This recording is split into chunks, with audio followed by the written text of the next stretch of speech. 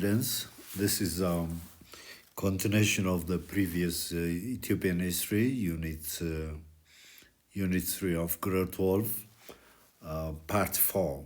So I'm just here to present you in short about the Battle of ADWA, how Ethiopians scored victory, achieved independence from the attempt of the Italian aggression on Ethiopia.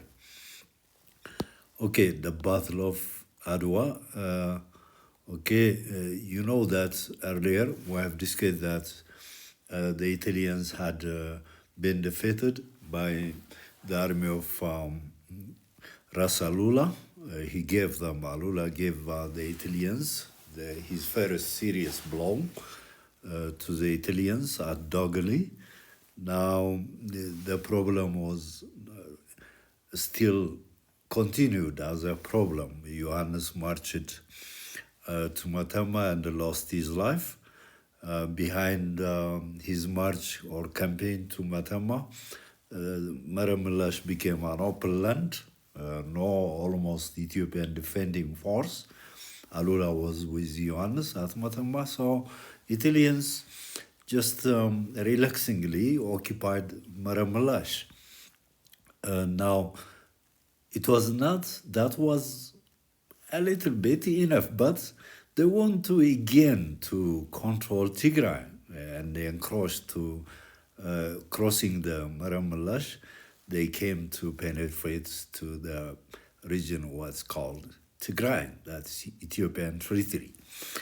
Therefore, we are going to see now how Ethiopians confronted, what was the cause for Ethiopian confrontation with the Italians at the Battle of ADWA. Okay, Menelik's relations with the Italians, it says, began in 1876 with the arrival of the Italian Geographical Society led by Marcus Orazio Antinori. In 1883, Count Pietro Antonelli signed a treaty with Menelik allowing consular exchange, trade, and freedom of religion. What says about that Antinori as team leader of the Geographical Society, research society it was, from Italy, not an envoy he was not an envoy, but a researcher, a team leader. So even Menelik had given to this team, Let Marafia, a temporary residence. After like 7 years, in 1883, Antonelli came as Italian envoy and signed with Menelik. So they discussed and signed on terms of consular exchange, trade, freedom of religion. In 1887, a neutrality convention was signed between Menelik and the Italians during the conflict with Emperor Johannes IV. Neutrality convention means this was the strategy designed by the Italians to make Menelik isolate, neutral. If there could be a war, because they had planned to fight against the army of Ethiopia in the north at the time of Emperor Johannes, they had already designed a plan to confront Johannes. So what they thought was, if the Italians could confront with Johannes, they feared that Menelik might come to the side of Emperor Johannes. So it was just kind of to blow Johannes and turn back again to fight Menelik. But I think this neutrality convention was not effective because Menelik decided not to be on the side of the Italians. Finally, on May 2, 1889, Menelik signed the controversial Treaty of Ucheli with Italy, whose Article 3 and 17 became central to Ethiopia's struggle with Italy. Okay, the Wuchale is a place in Wallo. Okay, Antonelli and Menelik signed this treaty. In general, this treaty had 20 articles, and the most serious ones were Article 3, that concerned was, it says here, Article 3 of the Treaty of Wuchale legalized the Italian colonization of Eritrea, meaning that Ethiopia accepted, Menelik accepted Italian control of Eritrea, while Article 17 had conflicting versions.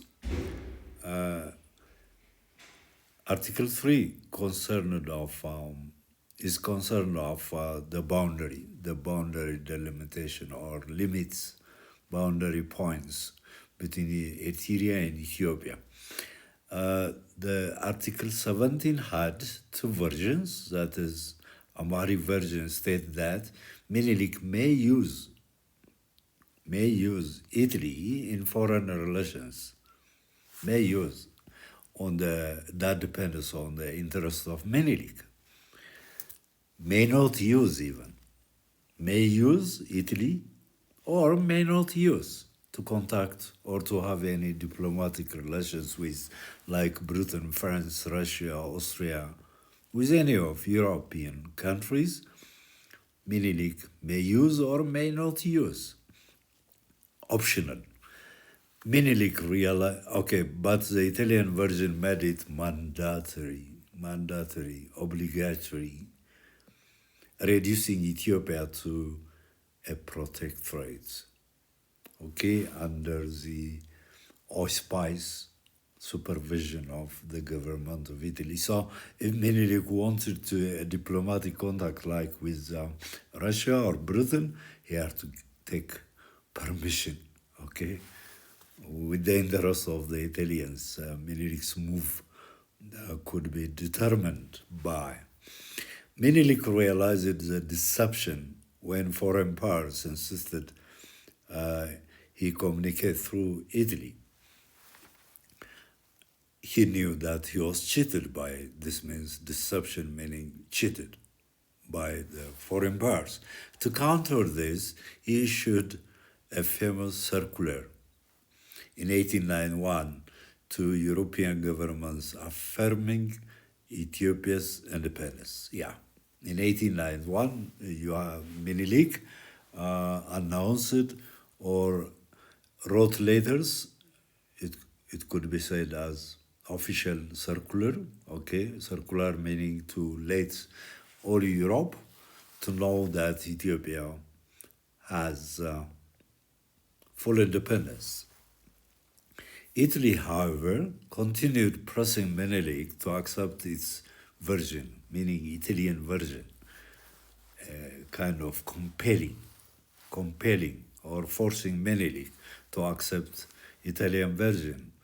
Italian governors in Eritrea undermined his authority in Tigray, and Ras Mengesha Yohannes aligned with them through the Marab Convention of December 1891. Actually, this convention became, after time, fruitless.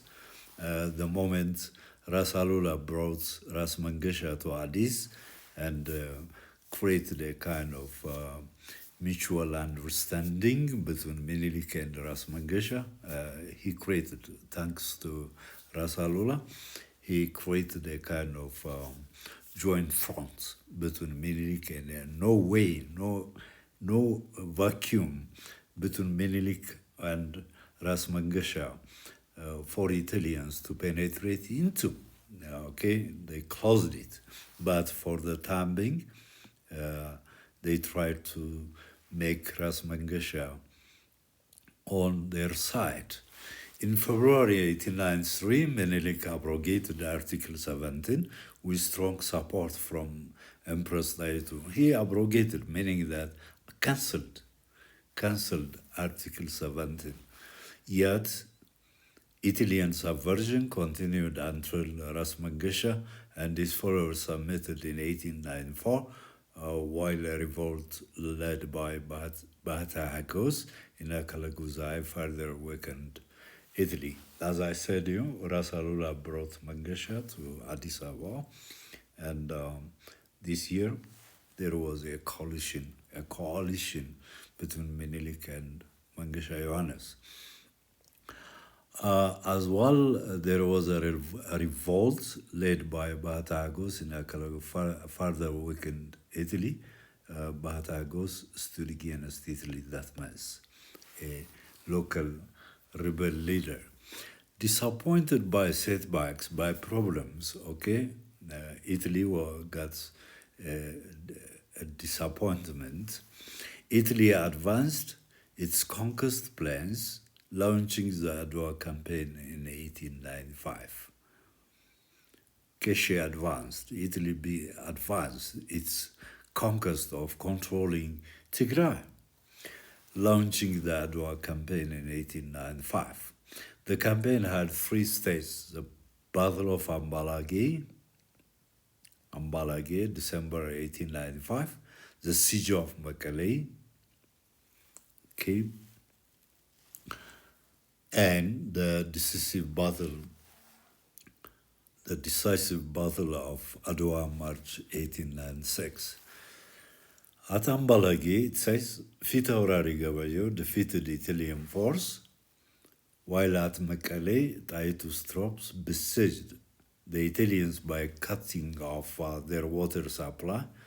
Many Italian soldiers lost their lives because of water thirsty, forcing surrender. They surrendered, and some of them just retreated back to Adwa from Mekelle, thanks to Titus' strategic plan in doing this. Menelik generously allowed them to withdraw safely. The final Battle of Adwa took place on March the 1st of 1896. It was a united Ethiopian campaign where people of different ethnic, political, and religious backgrounds fought together. You know that Menelik had announced a mobilization order, just people of Ethiopia from different regions to follow him, to confront the Italians, and as a result of that mobilization order, Menelik has got like 100,000 troops of different ethnic, from the East, the Hararis, the Somalis, the Olaitas, the Kaficho people, the Sidamas, the Amara, the Oromos, everyone had taken part. So Adwa victory could be said a victory of all people of Ethiopia. Menelik and Titus personally led force supported by major commanders such as Ras Mokonnen, the father of Ras Teferi, Emperor Haile Selassie, Ras Mikiel, the father of Lijiyasu, Ras Wole Betul, the brother of Titus Betul, Ras Mangasha Atikim, Fitaurari Gabayo, the one who defeated the Ethiopians at Ambalage. Here we have. He also took part here at Adwa, Gabayo, and Nugusta Klaimanot from Gojam. Local rulers like Abba Jafar II of Jimma and Kaotona of Olaita mobilized troops though some were ordered back to guard the frontiers. Gaki Saracho as well, and Kaotona, Abba Jafar, they were allowed by Menelik to remain in Addis to safeguard Ethiopian political situation, its frontiers. Ethiopia also benefited from the defection of Tigrayan leaders, Ras Sibhat Aragawi and Judge Hagos Teferi, who provided crucial intelligence, because Italians did not have any knowledge about the landscape in Tigray, so they want to subvert Tigrayan chiefs to come on their side. They used even Eritrean collaborators to come on their side, but the result of like the Judge Agostafari Swat, who provided crucial intelligence, from Tigray, had given just incredible support to Ethiopia. In contrast, Italy relied on misleading reports about Ethiopian strengths. The double agents gave them wrong information. Nearly 100,000 Ethiopians fought in the campaign, with 3/4 armed with modern rifles.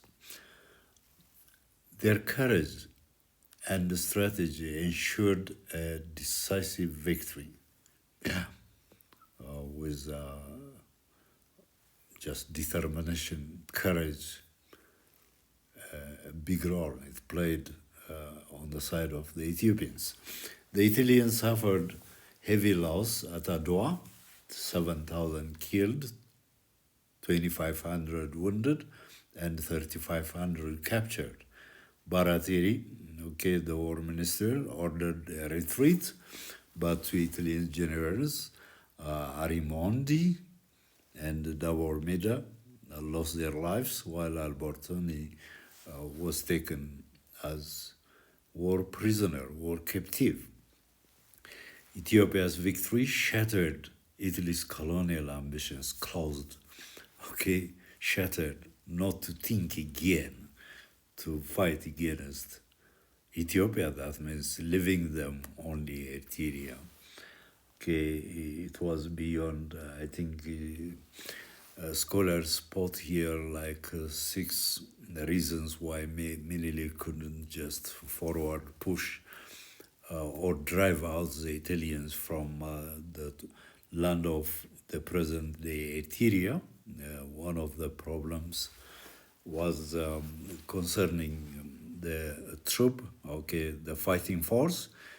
The majority were Ethiopian peasants, who with bare feet and no food at all that time. There was a scarcity of food.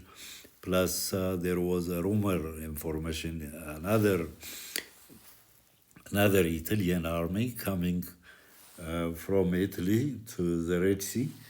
Because of many factors, Menelik, after scoring victory over the Italians, came back to Addis. On October 26, 1896, Italy signed the Addis Ababa Treaty, which nullified the Treaty of Wuchale. She officially accepted the cancellation of the Treaty of Wuchale, no more to be considered as treaty, and she signed the Addis Ababa Treaty. As a result of this treaty, Menelik formally recognized Eritrea as an Italian colony, while Italy recognized Ethiopia's full independence. Thus, ADWA not only secured Ethiopia's sovereignty, but also marked a historic victory against European colonial expansion in Africa. It was totally a bad news. Let's move to the next 3-5, the victory of ADWA. One thing I want to tell you that the Addis Ababa Treaty is just one of the agreements between Italy and Menelik or Ethiopia was that Muna Balasa Marab rivers to be boundary limits between the two sides, between Italy and Eritrea and Ethiopia. And following Italy's recognition of Ethiopia's full independence, Menelik gave a land, a place for Italians to have opened a legation, like present-day embassy, and it could be considered as the first embassy to have opened in Addis. They had to have opened. Even their core diplomats number is 0, followed by France 2, Britain 3, and America 4. Continually, foreign powers came to open their legations. 3-5, the victory of ADWA. Victory of ADWA was a landmark in Ethiopia's modern history, right? In Italy, the humiliating defeat forced Prime Minister Crispi to resign. Okay, he resigned because of people's mob. Romans, the people of Rome, mobbed against Crispi. They demanded for the resignation of Crispi. Beyond Ethiopia, ADWA inspired peoples of Africa and the black diaspora in countries like the United States and South Africa, proving that colonial powers could be defeated. It's not a simple thing. ADWA victory not a simple, ordinary historic event. A very incredible significance it brought to not only to Ethiopians, even to the rest of Africa. It could be taken as a symbol, a symbol for black dignity. Externally, ADWA restored black dignity and pride across the world. It demonstrated that black people were not inferior to whites and inspired the growth of movements such as Pan-Africanism, right, called Ethiopianism, Rastafarianism. Yeah, these two movements, even though this one related to religious freedom, yeah, from white religion, domination. Okay, Rastafarianism itself, all these in combination brought Ethiopia's importance, significance in the eyes of the blacks and the rest of the world. Africans and peoples of African origin saw ADWA as proof that colonial rulers were not invincible and that independence was possible through unity and resistance. Not invincible. Okay, colonial powers, colonial rulers, whoever they were, could be defeated by blacks, by the black people. Okay, it could be a proof for that. The victory gave powerful momentum to anti-colonial, anti-imperialist struggles across Africa and beyond. ADWA became a universal symbol of pride. Okay, all blacks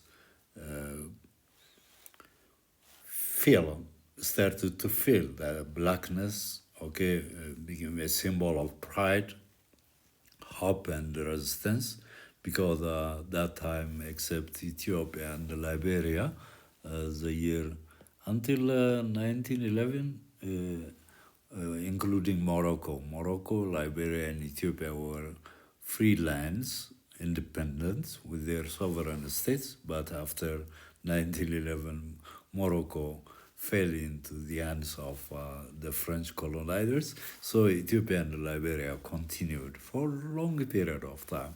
Even Liberia's case is related to American politics. I don't want to go there to that point.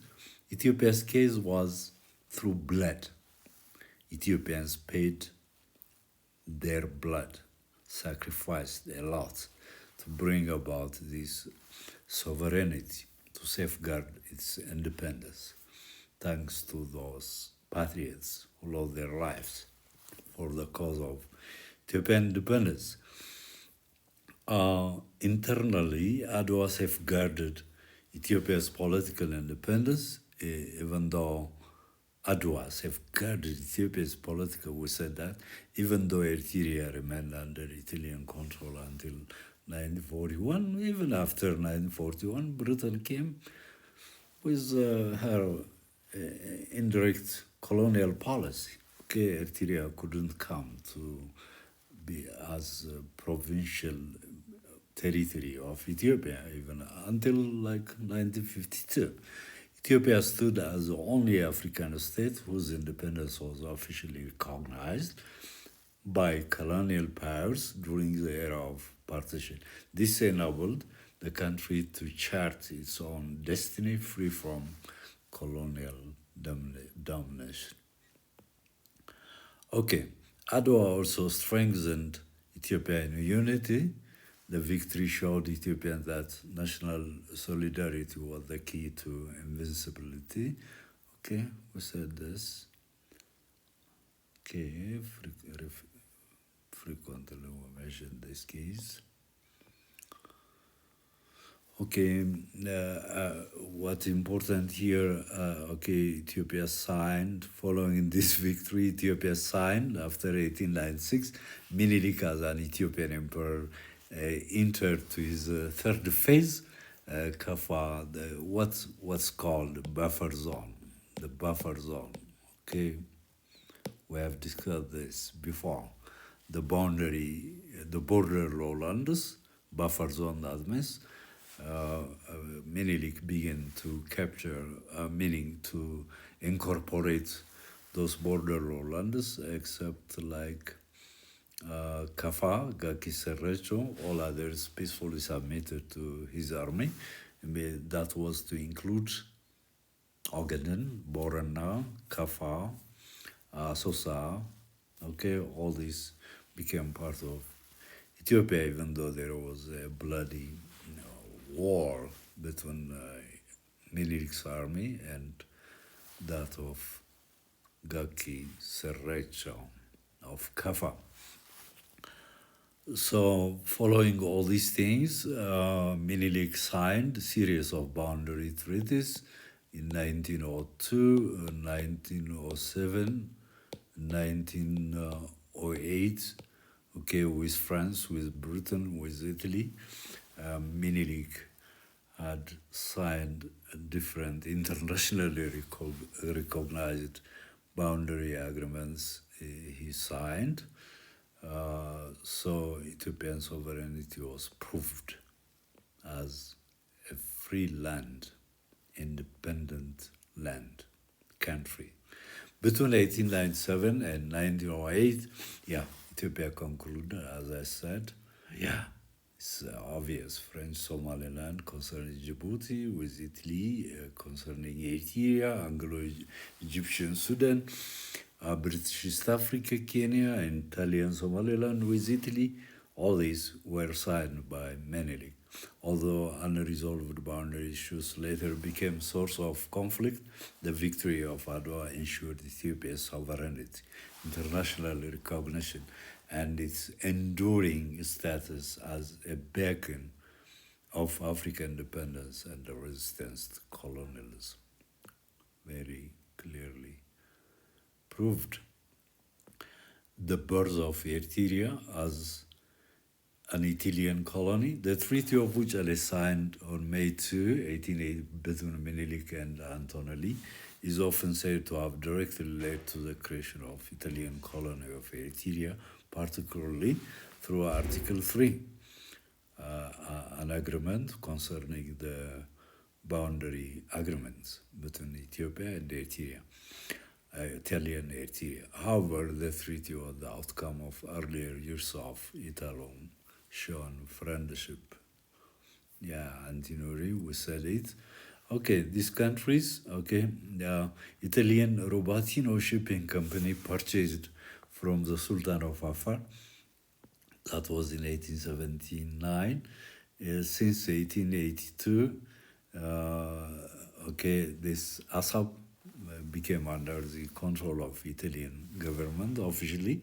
Menelik welcomed the Italian president by offering a resting place near Ancover called Let Marifa. I have mentioned this case earlier. In 1883, we have said he signed this point of revision, nothing to add on it. Okay, that is, Okay, Rasmakonen, okay, he signed, he sent, Rasmakonen was sent to Rome to ratify, to give approval for the treaty, was tricked into signing an additional convention of October 80. Ratification meaning to make it, to give it approval of the Ucale Treaty, why Rasmakonen was sent to Rome. He signed it.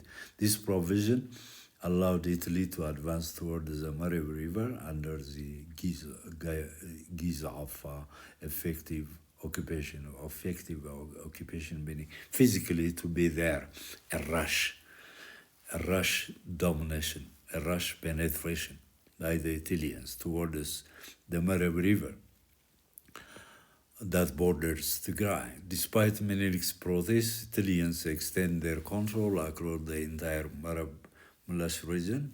Their territorial expansion disregarded the limits of Article 3 and undermined Menelik's intent in the treaty was clear.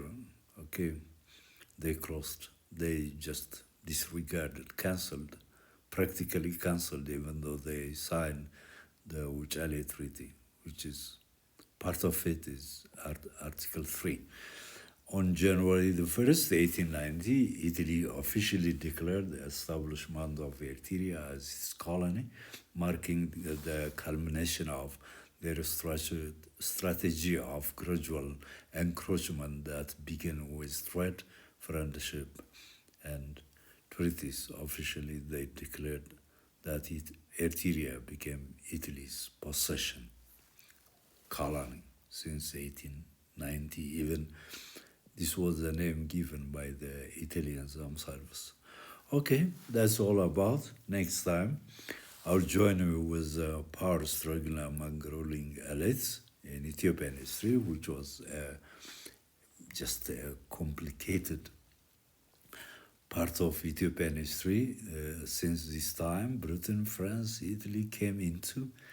Okay, we shall just go deep inside, and the problem after his days, even while Menelik was so seriously sick, and the reign of Legiasu and the coming to power of Zoditu, the intrigue, the problem with Rastafari, we will just try to understand these patterns of Ethiopian history next time, 3